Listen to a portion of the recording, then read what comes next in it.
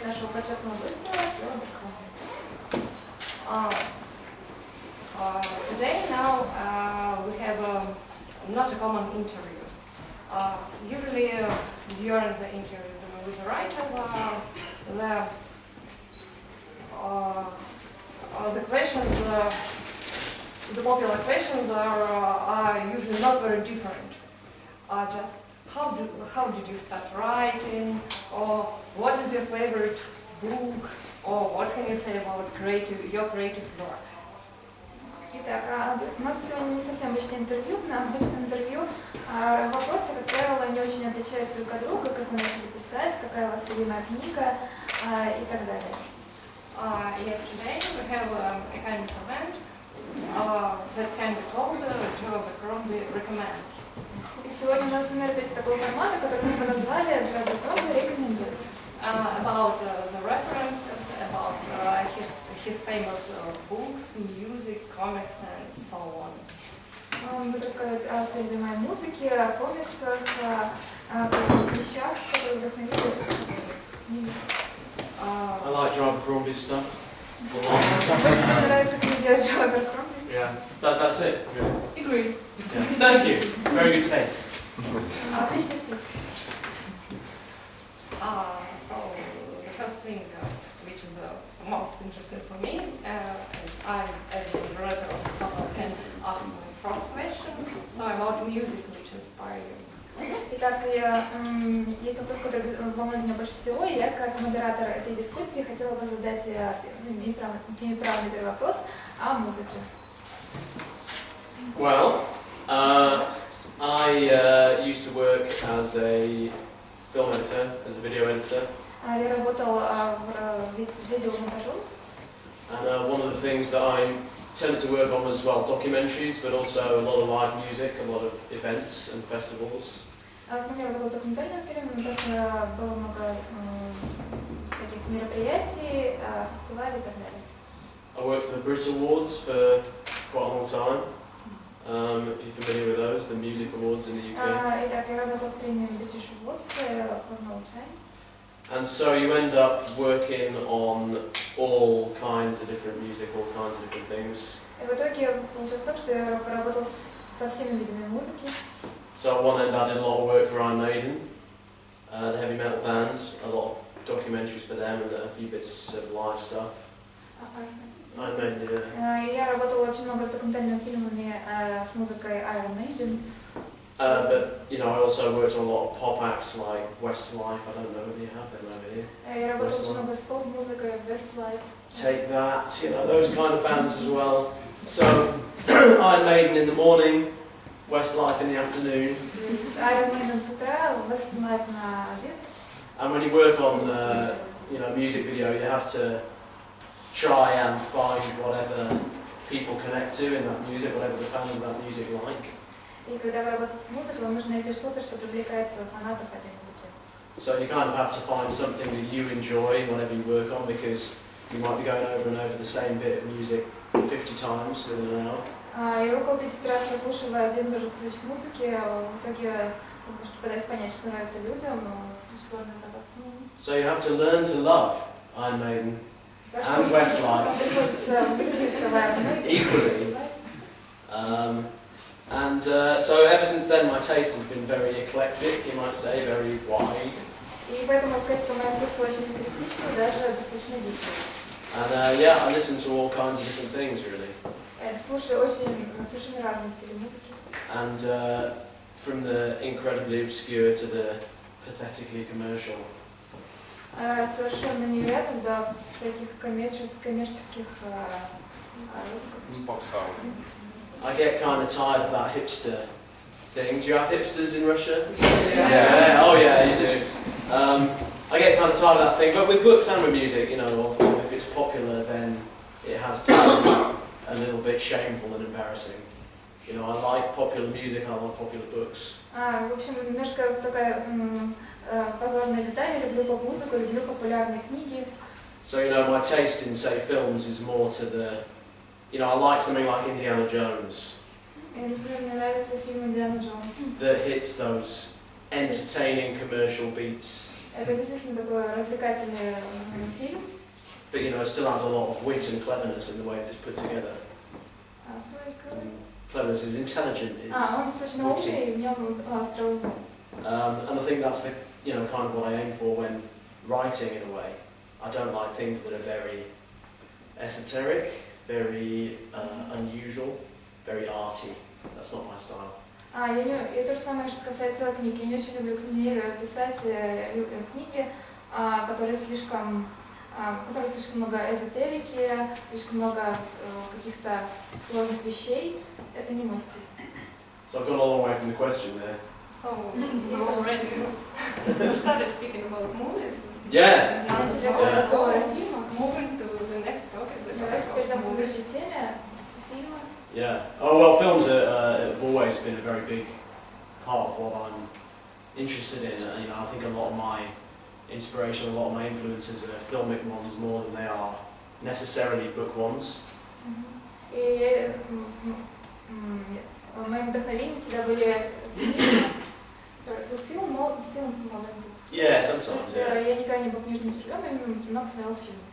And these days, television. I mean, there's a lot of amazing writing on TV. И so you were watching? I didn't, but I think TV is there's a lot of good writing on TV. То есть очень много работы сценаристов на телевидении. It seems since, you know, The Sopranos 10-15 years ago. Yeah, television has really been where a lot of the interesting writing is happening. And film has become much more, you know, Transformers 14 or whatever it may be, a lot of sequels. But I certainly watched a lot of westerns as a kid, western films. Jimmy Stewart, John Wayne, guys like that. And then of course Clint Eastwood, latterly. Yeah, who I hope one day to be like. He's my aspirational figure very much. And I think, you know, I was always very influenced by westerns, things like, spaghetti westerns first of all, like Fistful of Dollars. Familiar with that? Fistful of Dollars, Sergio Leone directed.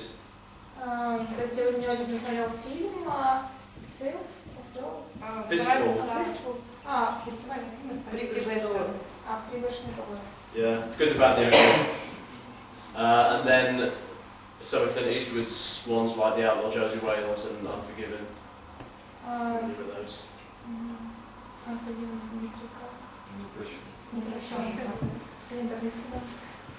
And I think Unforgiven to me is a very interesting film because it's kind of, I see, in its approach to the Western is similar to the kind of approach to fantasy that I've tried to take, I suppose. В его подходе к вестернам я вижу тот подход, который я использую в фантастике. Because Unforgiven is very much a classic Western. Потому что это в основном это большей частью классический вестерн. With a lot of classic Western-y things in it. С огромным количеством специфических черт этого жанра в нем. Like, you know, a used-up man of violence being drawn back for one more job.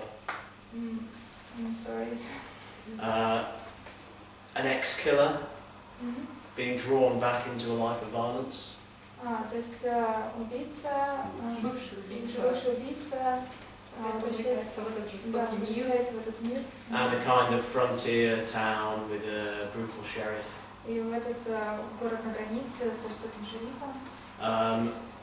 And the big wide open landscape and that such a feature of westerns. Такая особенная черта вестернов. But at the same time as it has those classic western things and works very well as a western story. В то же самое время отлично показывает историю вестерна. It also has this much more modern, unheroic, В нем есть огромное количество современных, негероических. realistic approach to the material. It's much grittier and darker. Gritty? You don't have a word for gritty? There's no word for gritty in Russian? How are we going to do this? Maybe missed the phrase. Okay, so it's gritty and dark in a way that early westerns aren't. Do you know gritty? So kind of dirty, tough. Крутой. Like Django Unchained? Yeah, I suppose. Yeah. Dirty Western. That's dirty, yeah. That's pretty cool. So Unforgiven anyway, it has, it's a classic western, but it has much more modern approach. And it also says something about the purposes that classic westerns serve for the audience. So I guess that's kind of what I'm trying to do with fantasy in a way. To tell a classic fantasy story with wizards and magic swords. Чтобы рассказать классическую историю с магами и мечами. And all that stuff that people want out of a fantasy book. Которые люди ждут от фэнтези. But maybe that has a more modern, gritty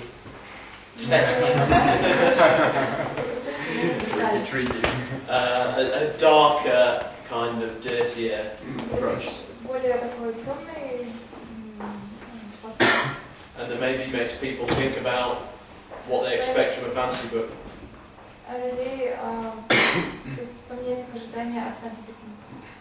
Yes. Joe, have you ever read Glenn Cook's books? Because you know your books are quite authentic, but there is kind of similarity between their darkness of his books and in yours. I mean, this medieval period, this violence and such things. No. I've never read them. I read an interview with him a while back, saying that he understood he was a big influence on me. I've never read them. I've read one of his short stories because it was in an anthology I contributed to. But I never read the books. But I hear they're very good. I mean, I think he's important in the kind of movement to darker, kind of military fantasy, but also fantasy that kind of looks at the guys in the trenches rather than the guys on the thrones, if you like. So I think, you know, you can see how he would seem to be very much a, you know, an influence on me. But I think a lot of my influences come from noir fiction and kind of more general historical and military stuff that maybe has more of that sense to it. So I kind of stopped reading fantasy in a way before Glenn Cook was, you know, successful. And I was mostly reading other things. So, not guilty. And what is the source of your inspirations while you're writing books? What is the source? Where the ideas come from? Yeah. I think it's a common question for. I'm sorry for the question. Maybe. I have a general story about that if you're interested. Which was told me by Stan Nichols, British fantasy writer, about David Gemmell. Yeah, I've heard. So he met David Gemmell at a big event David Gemmell was doing, and David Gemmell said to him, you know, nice to meet you.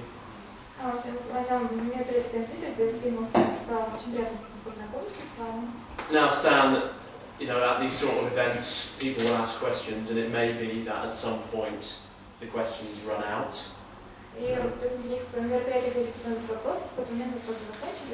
And so when the questions run out, could you put your hand up and ask me a question?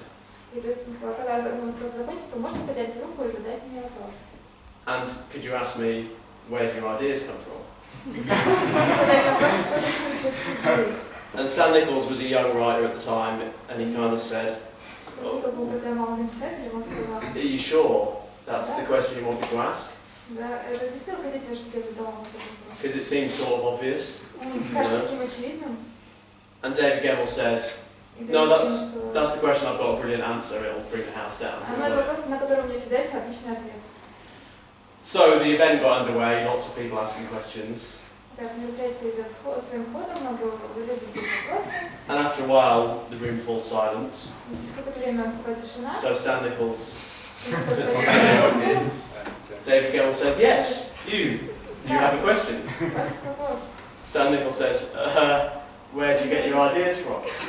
Он стоит и спрашивает, откуда же вы берете свои идеи? And David Gell says in front of this room of 300 people, "That's the shittest question I've ever been asked." Перед всей комнатой он отвечает, но это именно тот чертов вопрос, который... Which got a big laugh, I think. Yes. So there you go, that's my answer. That's my answer. Thank you. Good enough for everyone. But, I mean, ideas, seriously, come from everywhere, I think. И если говорить серьезно, то идеи приходят отсюда. You never really know Никогда не always where they come from. Sometimes they're things you've chosen to steal. Откуда они придут, иногда кажется, что Ты их украл. Because you think they're really good and you just think, I've got to have that. Потому что они кажутся очень хорошими. And you call it a homage. You call it a kind of a respectful imitation rather than stealing. Искусственные имитации, желающие почтения. Это такие постмодернистский омаж получается. It's a development of the classic theme rather than stealing something. Это разработка множества классической литературы. But other times it kind of comes to you and you're not sure exactly where they come from, combinations of different things. Пускай они приходят, непонятно откуда они берутся, комбинация различных вещей. Things that you read and things that you watch and games that you play and things that you see. Того, что ты смотрел, читал, во что играл и что видел. Oh, concerning what you played. Oh yeah, It's very interesting thing, by the way. Our next question about Okay. The direct or maybe not so direct influence of video games towards your creative work. Yeah, I mean, Влияние компьютерных игр. I guess I'm from the first generation who really grew up with video games being around. Того поколения, которое действительно выросло на видеоиграх. So my family got their first computer when I was, I think, 5 or 6 maybe. То есть моя семья купила компьютер, когда мне было 5 или 6 лет. It was an Acorn Atom. Это было что своего рода автор. 2K RAM. 2K, so 2000, yeah, 2K.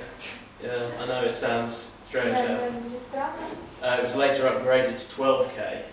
Больше дальше было усовершенствовано 12.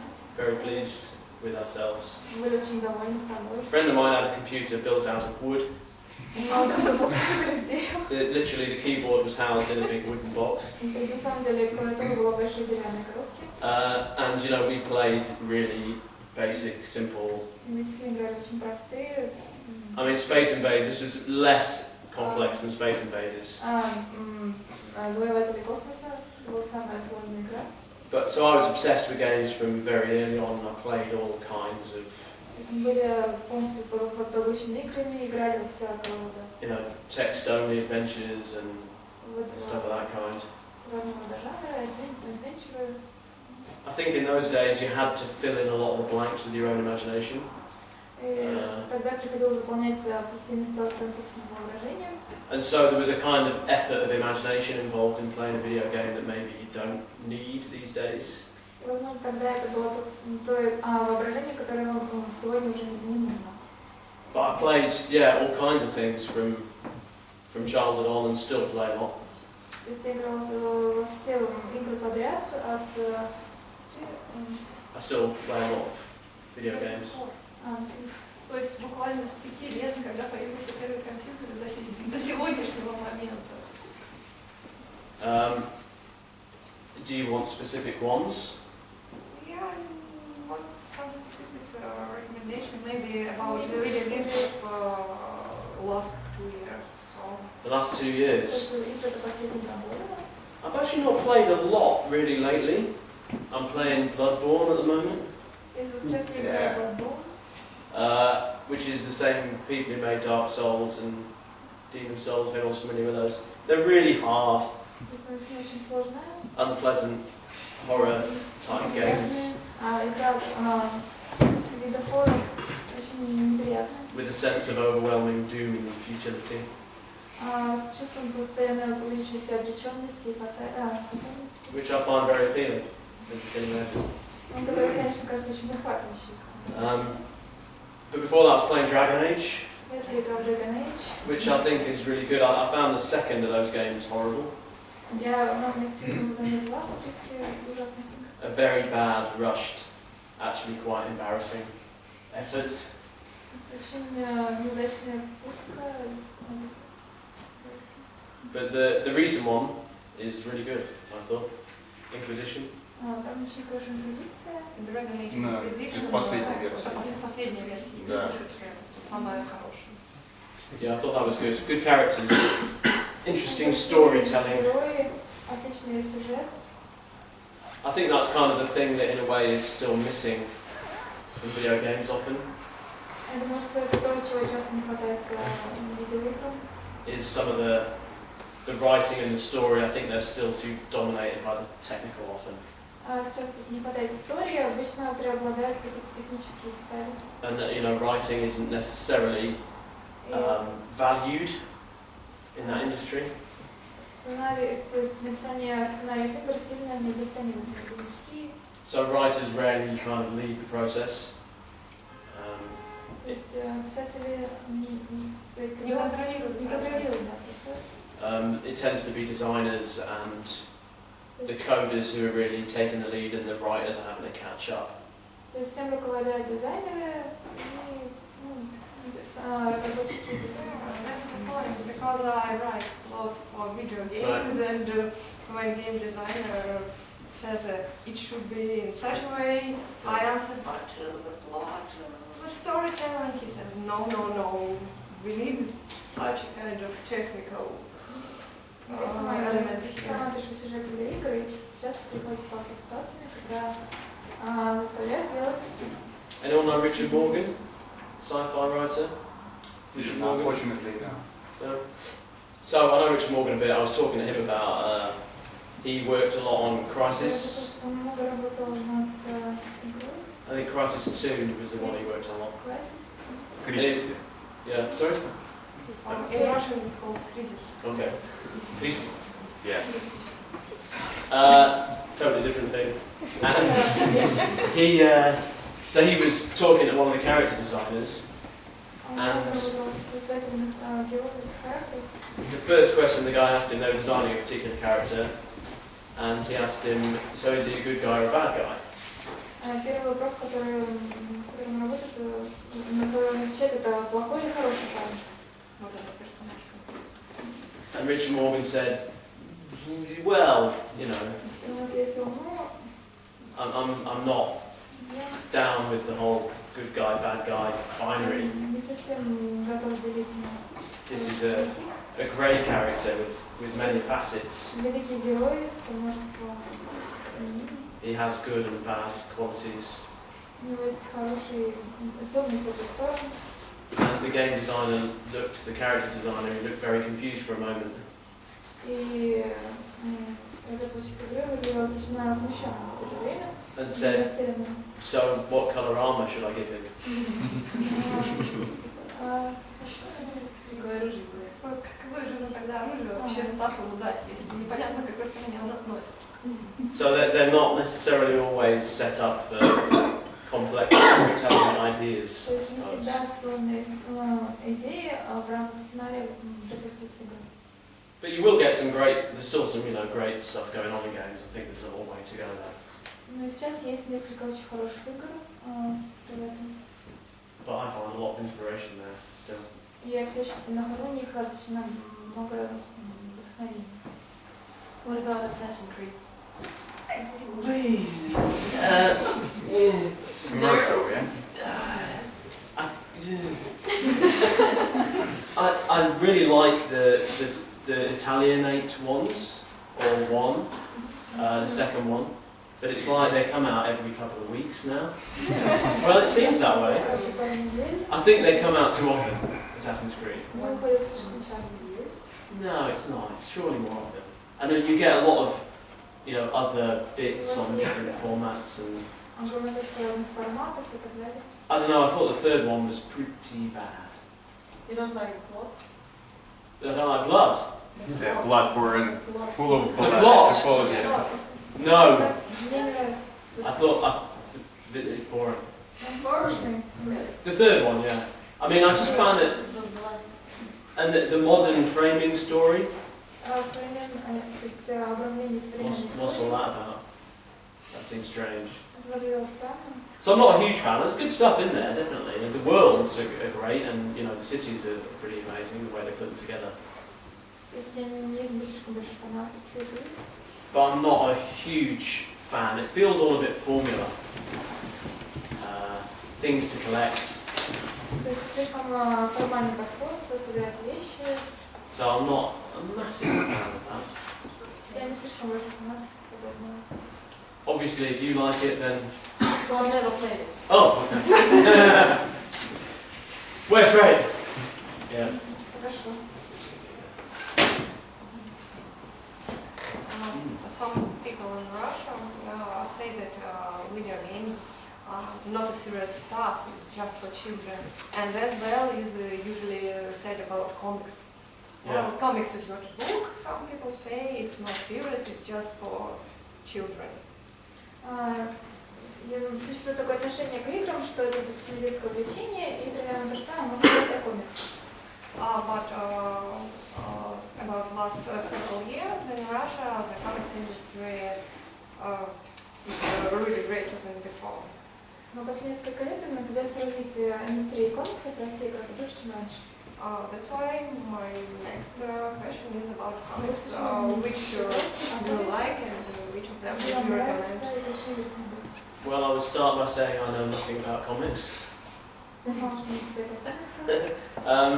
I didn't read them as a kid. They weren't ever really on my radar, bizarrely. I wasn't aware of comics. I read a lot of epic fantasy. You know, stuff like Dragonlance and David Eddings and oh yeah, it's the good stuff. And comics just weren't something that was around, that people were reading that much. And then, I guess, when I was at university, I had a friend who was quite into comics. And he got me reading some of those classic things like Watchmen and V for Vendetta. И мы почитывали какие-то классические вещи, как, например, «Хранители» или Which are great, but it's I always find with comics I end up reading them like I would a book, and I burn through them in 10 seconds. То есть я читала комиксы, но в итоге все заканчивалось тем, что я думала, что эту книгу надо с утюгом. I just read through it very quickly. Можно прочитать очень быстро по диагонали. So it's not a format that particularly is close to my heart. Это не тот формат, который мне близок. So yeah, I wouldn't have much to recommend. Watchmen. But it's the sort, it's like recommending Lord of the Rings, isn't it? It's a bit pointless in many ways. I find a lot of the artwork amazing, and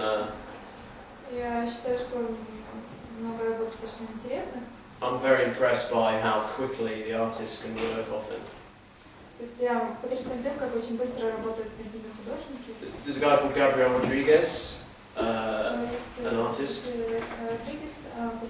who I follow on Twitter. He did the art for Lock and Key. Anyone's familiar with that? И там он описывает свою работу, и скорость действительно поражает. And he posts on Twitter a lot of his pencils and his inks and how he's working.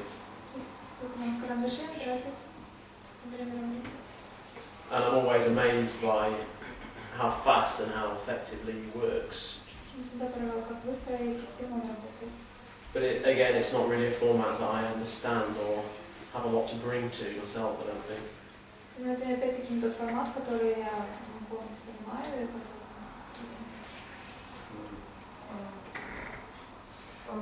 Then let's start with books, comics, music, and so on, and maybe let's talk about journeys. journeys and travels, it's the thing, as for me, it's the most interesting thing for me, and when I travel, I get there my inspiration for my works. Ну, давайте закончим со всем этим, перейдем к путешествиям, потому что это такая вещь, которая дает очень много вдохновения. And as for you, are there any favorite places in the world, or the places you dream to visit? И что касается вас, есть какие-то вещи, которые есть какие-то места в мире, которые вы посещали или которые вы мечтаете? Yeah, I used to be a very bad traveller. То есть я был не слишком хорошим путешественником. Very unconfident traveller, not that keen on going out of my house, let alone abroad. То есть мне очень сложно выйти из дома, за границу. All kinds of strange and unpleasant things happen when you leave your house. Очень много странных, неприятных вещей случается, когда ты гуляешь дома. The best thing is to stay in your bath. Лучше всего остаться в ванной. Preferably well roped in, you know, as a rock climber would be on a cliff face. То есть тщательно привязаны к чему-либо. With a safety helmet, probably. Лучше всего шлем. Elbow pads. The bath can be quite hard, you can damage yourself. То есть можно получить серьезную травму. But I have found myself travelling for work quite a lot in the last few years. Последние лет я приходится путешествовать за работу. So my wife forced me to go to Egypt. This was a while ago now, 10 years ago maybe. То есть меня моя жена заставила поехать в Египет где-то 10 лет назад. And Egypt was fascinating, and so I've kind of started to get more and more into travelling. Египет казался очень удивительным, и я постепенно стала привыкать к путешествиям. And these days I've travelled pretty widely. Сейчас я путешествую достаточно много, далеко. And I'm travelling a lot this year. В этом году я очень много путешествую. But I love Italy a lot. I love Tuscany and the variety and the medieval cities there. То есть я очень люблю Италию, Тоскану, средневековые городки в стране. Yeah, so when I was writing Best of Cold, I went to Tuscany. That happens in a kind of Italian setting.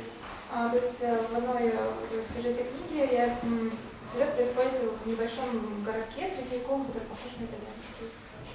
So I went to the Vatican, not invited, sadly. К сожалению, меня туда не пригласили. Maybe that's coming one of these days. Может случиться в ближайшее время.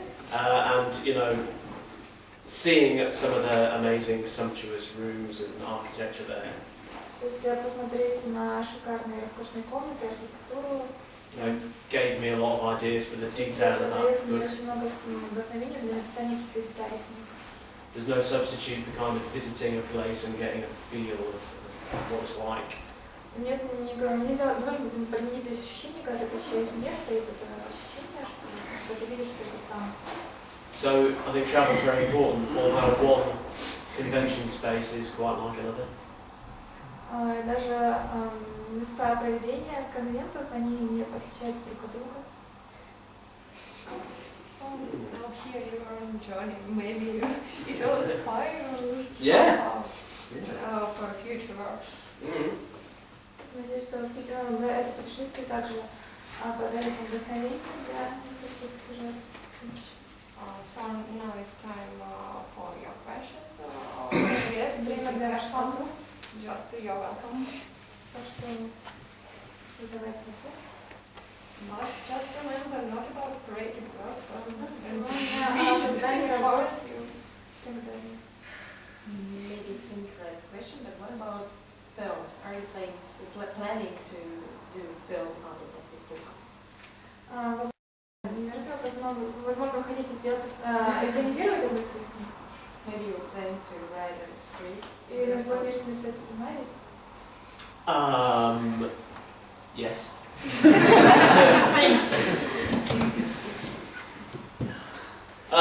Yeah, it's a difficult one, film. I think there's Сложно. the way you phrase the question implies, am I planning to do it as though it's up to me? То есть сам ваш вопрос предполагает, что я сам буду in the process. Yeah, but it And usually influence is, on it. as a writer, you don't really have that choice. Как писатель, нет выбора. Well, it depends. It does depend. Let us remember J.K. Rowling, because she was just like influenced all the У time. нас есть Джо Аберкромби, который постоянно оказывал влияние на... And E.L. James, I understand, had a a big into Другие it. примеры.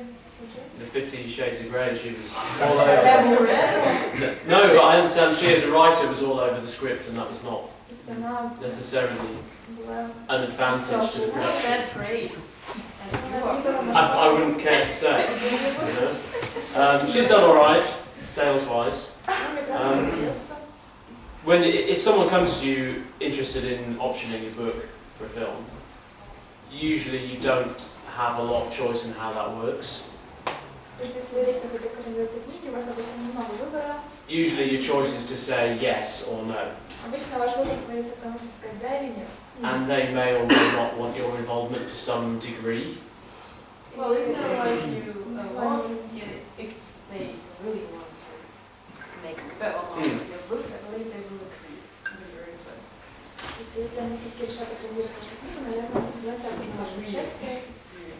Yeah, they certainly might do. So I'm writing a script for Half a King at the moment.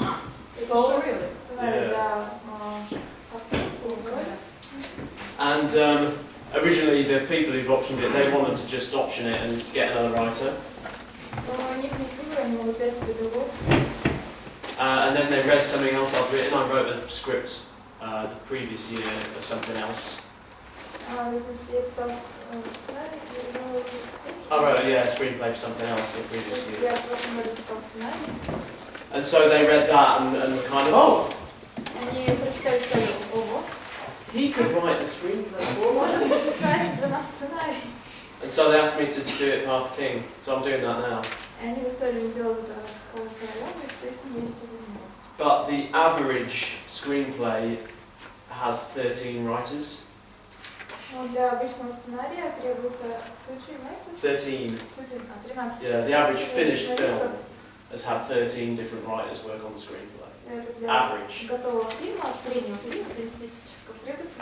So some have had 2 or 3, some have had 60. And they actually have a board in Hollywood whose whole purpose is to decide who of the 40 screenwriters gets the writing credit.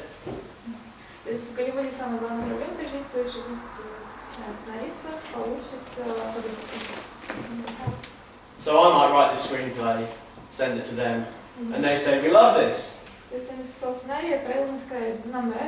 And what they mean by we love this is we hate this. And we're now going to find another writer to chop it all around.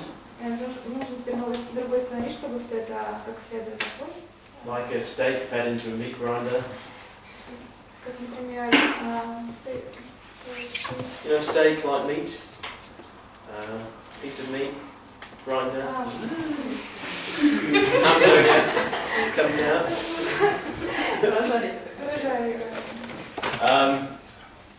So then they might get a director involved. And that director might want to do some writing on it themselves. Or they might have a writer they really want to work with, they'll bring in.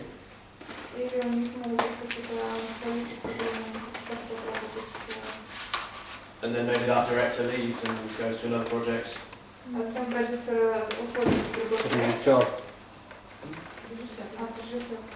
And everyone says, man, unicorns are big this year.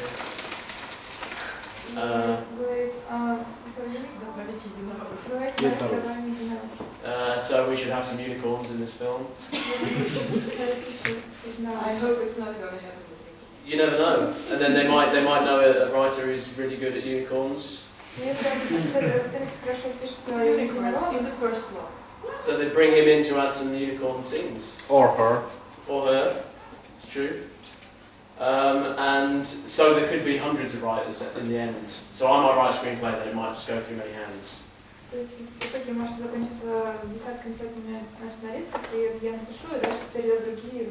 And if it ever gets made, which is extremely unlikely anyway,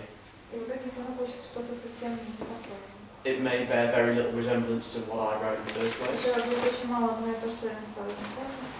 So we'll see. But my script is brilliant. I trust it. I mean, we're just getting started. Will you publish it? Well, the script. Well, I can't because they've paid me to write it, so it's theirs now.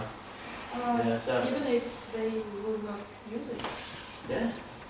Я не имею права рисовать. There's a whole set of difficulties about who owns the script if they don't make it. Сложность в том, что в вопросе, кто у кого есть права на сценарий. Because they option the book for a fixed length of time, usually 18 months, and there's a clause that allows them to extend for another 18 months.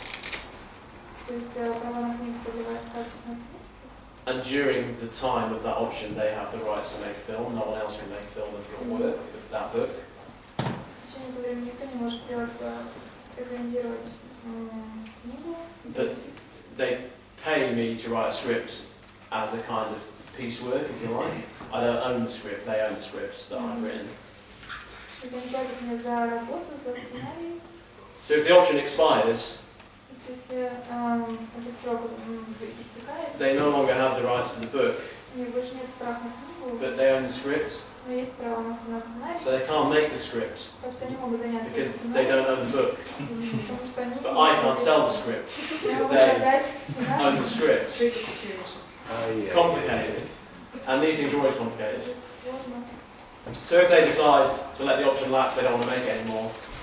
For someone else to come in, they would probably have to buy the script from them. So they're kind of protecting their investment in what they pay me to write a script. Для тех, кто будет следом, придется будет заплатить за этот сценарий, таким образом это своего рода. This is why you need a good lawyer. Or two. Yeah, good agent, good lawyer. В продолжении, какие именно актеры могли бы сыграть What роли? actors could play the roles in the film? Based on your books. Yeah, I keep an open mind on casting. Я Very смотрю кастинг. Because I think often a lot of the best casting is Конечно, people you would never have expected. лучший кастинг это те, кого вы никогда не ожидали в этой роли. I'm trying to think of a good example now, I'm not sure I'm То есть finding one. придумать хороший Heath пример. Ledger. Huh? Heath Ledger. Heath Ledger, yeah. Ledger. Yeah. I'm sure there's some classic ones, but none are coming to mind. But I'm not someone who particularly has a really precise idea of what my characters are like.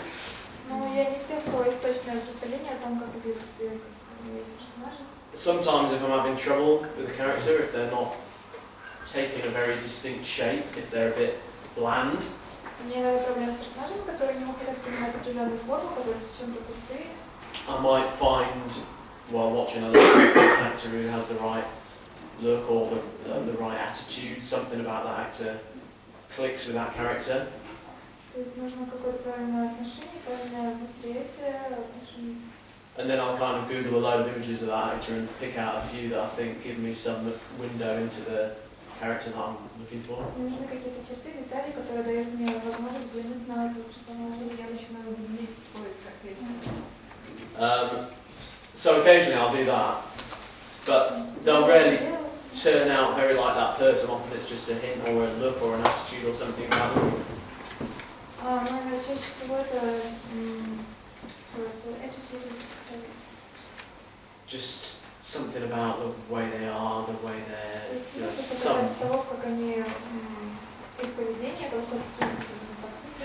Which is why I have hundreds of photographs of actors on my computer. Почему у меня есть сотни фотографий на моем компьютере? Obviously, for professional reasons, artistic. Исключительно из профессиональных соображений. But I don't tend to think of specific people. I find that quite weird. I find the whole idea of casting weird.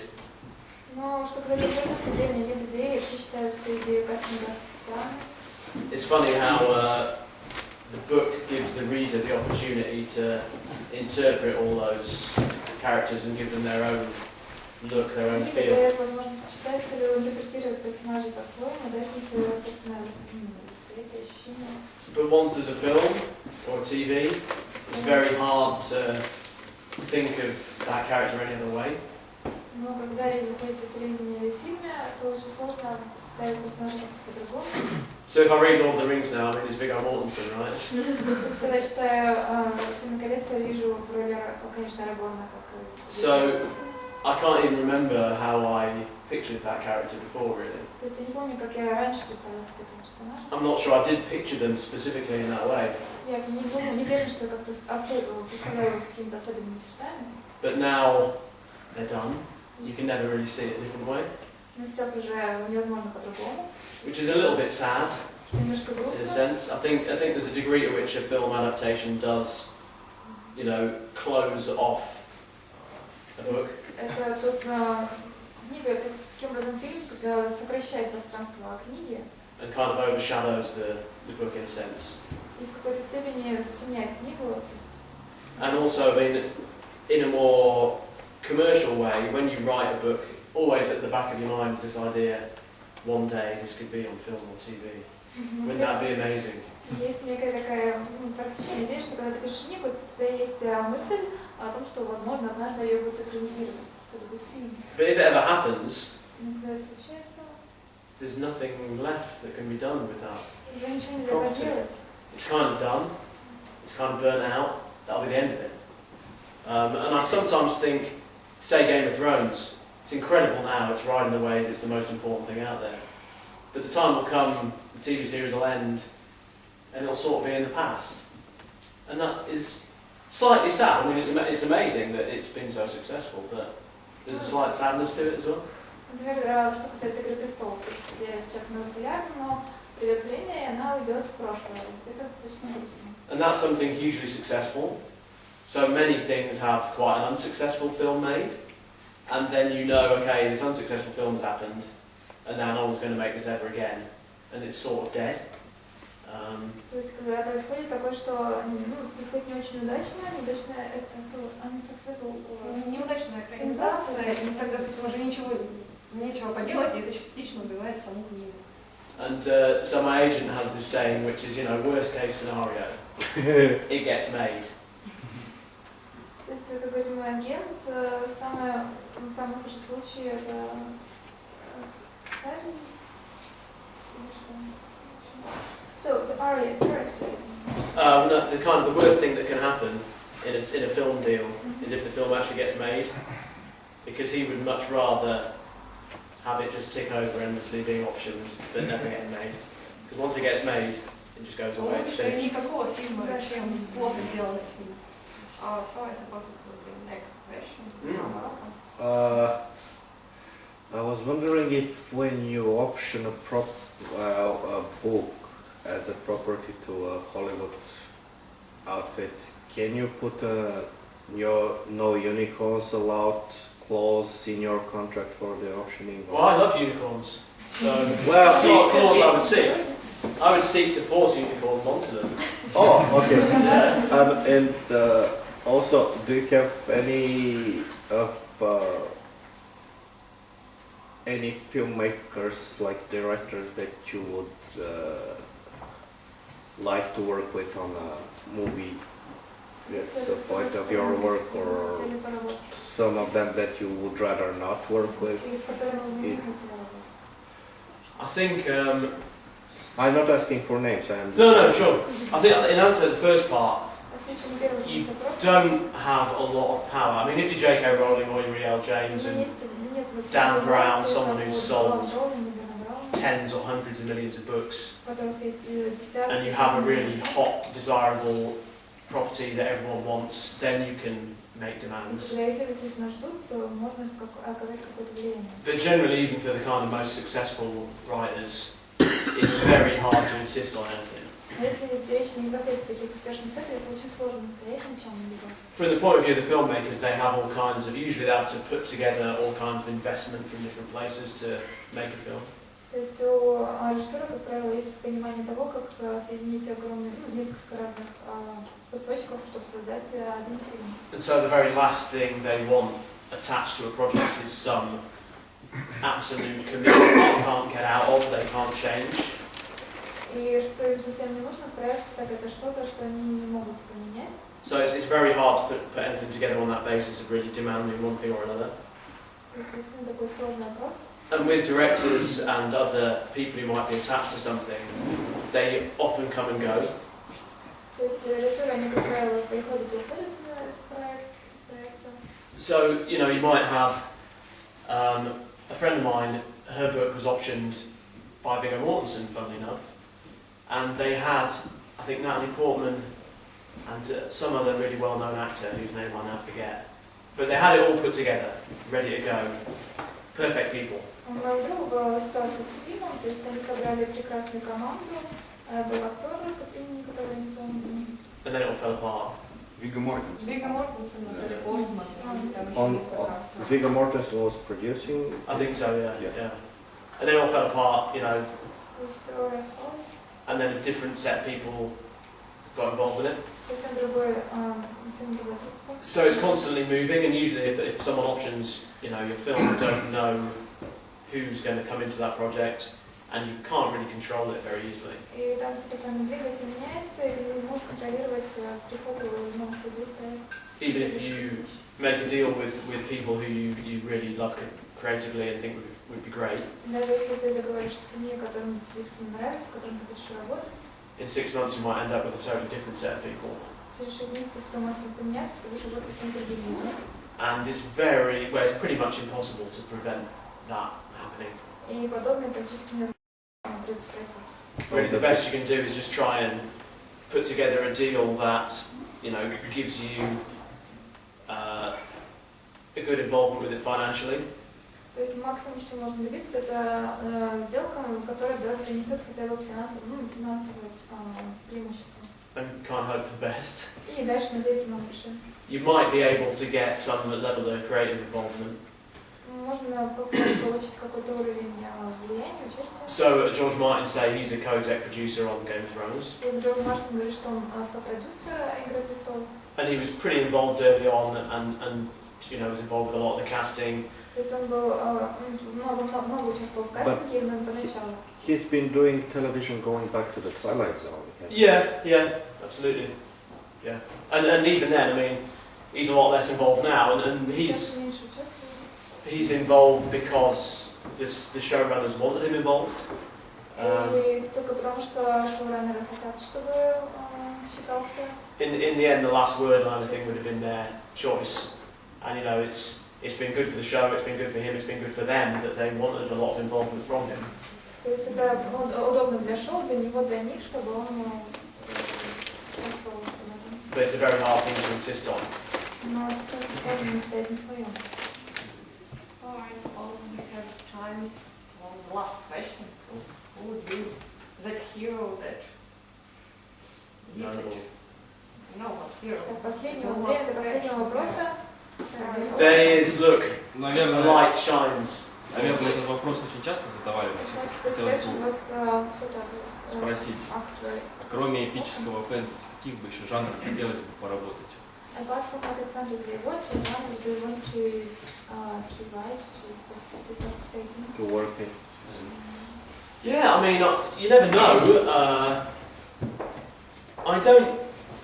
I like historical fiction, Я люблю историческую прозу. and in many ways, it's not a long way away from the kind of thing I do write. Это не столько далеко от того, чем я занимаюсь. I write relatively low magic, low fantasy stuff. У меня очень мало магии, собственно, фэнтези. So, you know, a book like The Heroes is, you know, could easily be done as historical fiction. There's nothing in it that would stop you really doing it as historical fiction. То есть все герои, они, в принципе, могли бы существовать в какой-нибудь историческом произведении. But the problem with historical fiction is all the work you have to do. Но проблема с историческими книгами это в количестве работы, которую необходимо проделать. Don't like work. Не люблю работать. You've got to get things right.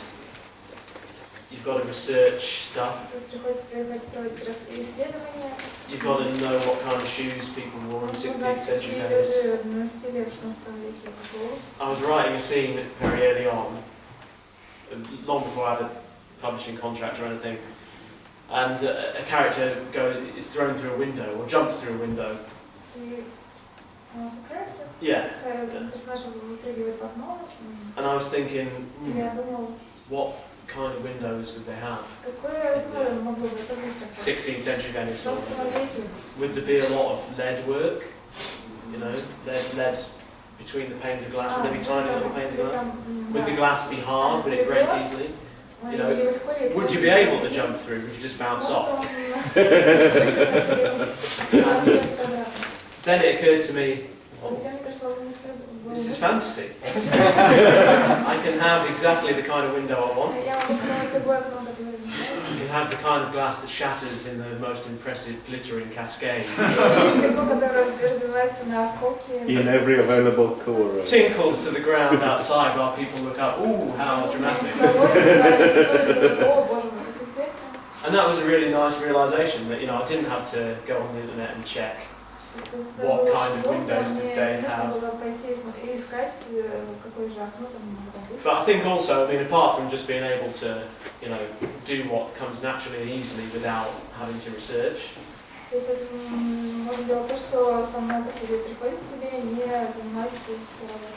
Fantasy also gives you the opportunity to kind of combine things and pick things and put things together that would never be together in history.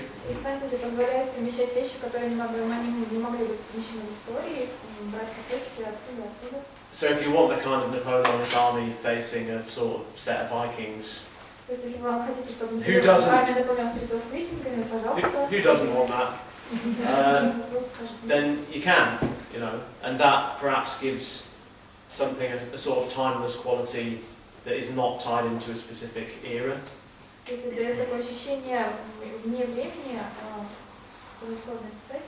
So I like the opportunity fantasy gives you to be a little bit larger than life.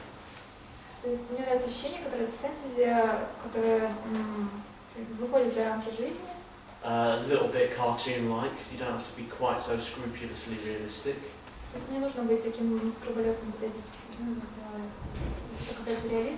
And you can do a lot of different things within fantasy. You can write in a Napoleonic style of era, you can write in a medieval one, you can combine the two together.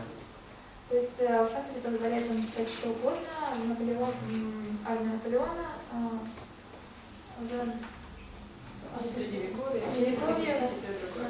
So I'm not sure why I'd choose to write historical fiction instead of fantasy. То есть я не думаю, что хотела бы писать исторические книги. And sci-fi is not something I've ever particularly been interested in myself. It's not my thing. So I think I might write all kinds of fantasy, but I can't imagine necessarily writing something outside of fantasy. But you never know.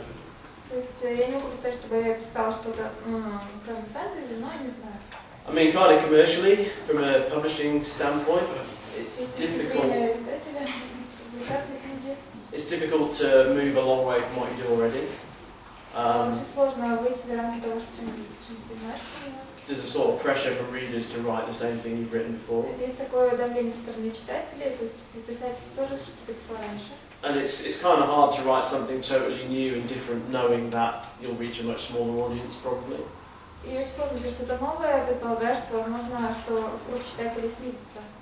So I think generally you try to write things that will, you know, at least appeal to a degree to the people who like your stuff already.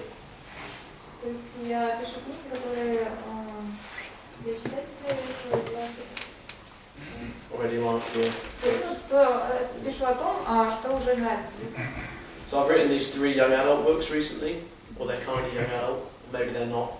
No one really seems to know exactly what they are.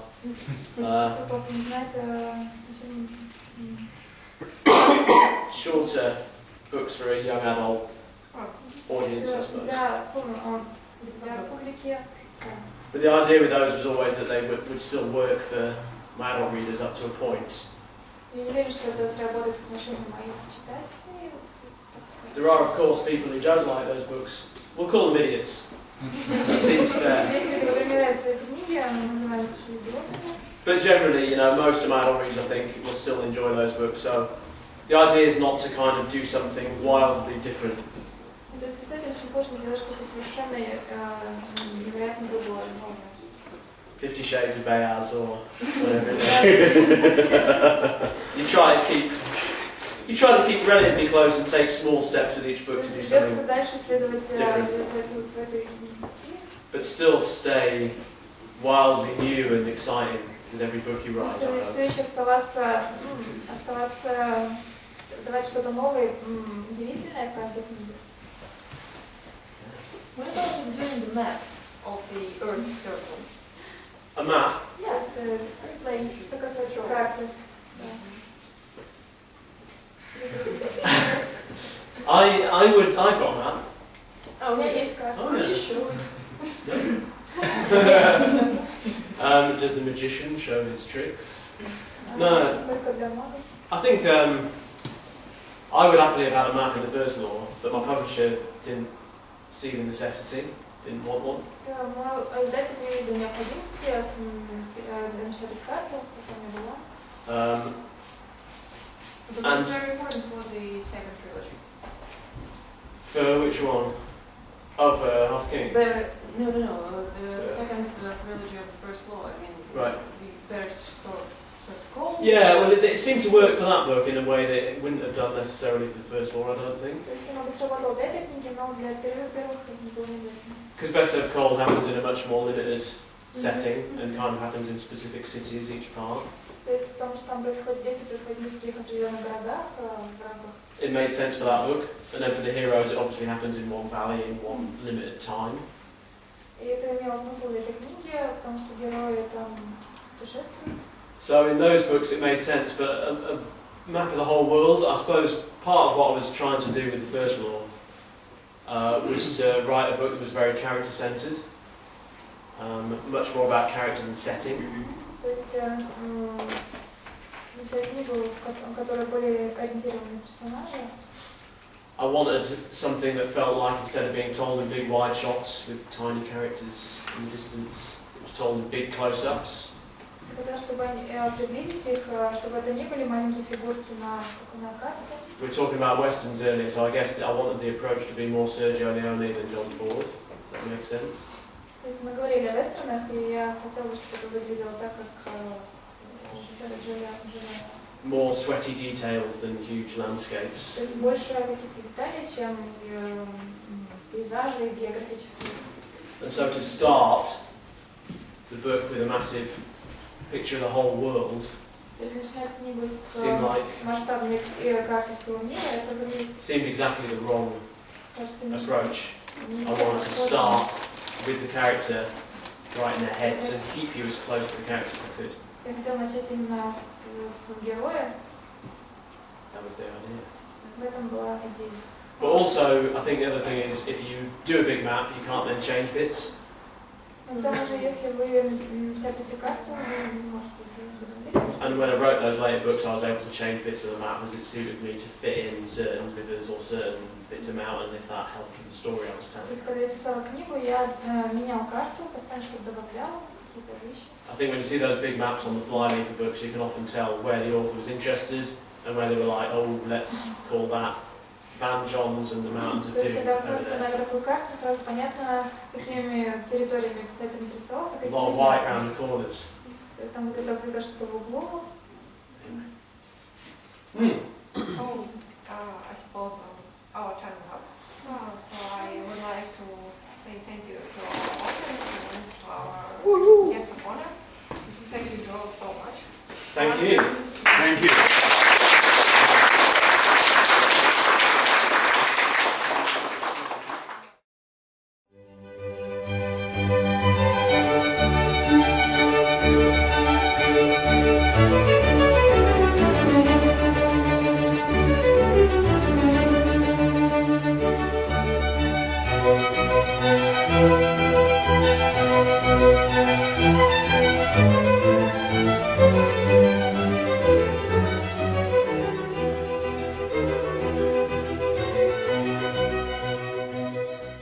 Бесконечное множество книг. Книжная ярмарка ДК Крупской.